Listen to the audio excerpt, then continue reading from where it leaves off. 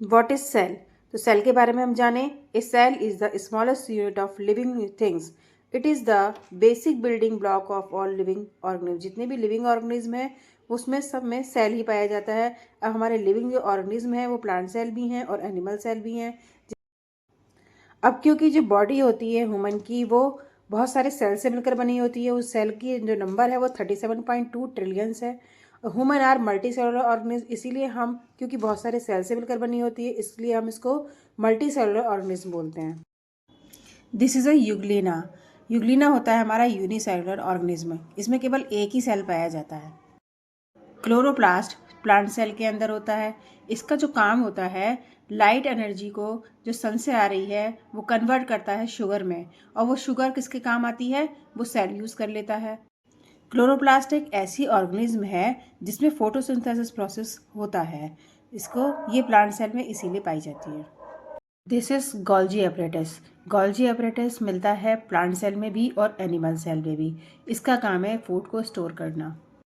Smooth endoplasmic reticulum, ये nucleus से attach होती है और इसका काम है लिपिड की स्टोरेज करना।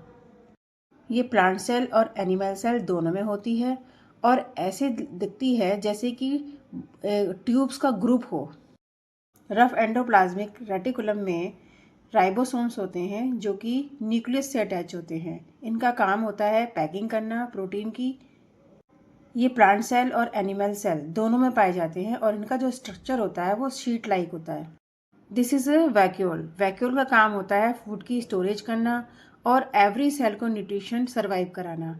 ठीक है, और वैक्यूल क्या होता है, कहाँ मिलता है? प्लांट में भी मिलता है और एनिमल सेल में भी मिलता है। लेकिन जो प्लांट सेल का वैक्यूल होता है वो कंपैरेटिवली एनिमल सेल से बड़ा होता है। This is A ribosome.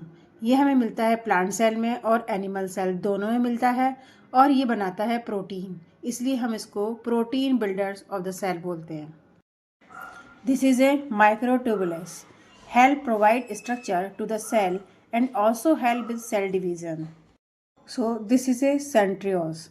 इसका काम है help the cell division during mitosis and meiosis. Centrioles are only found in animal cell. So this is all about difference between cell, animal cell and plant cell. अगर आपको video पसंद आ रही है तो आप उसको लाइक करिए, शेयर कीजिए और सब्सक्राइब भी करिए। थैंक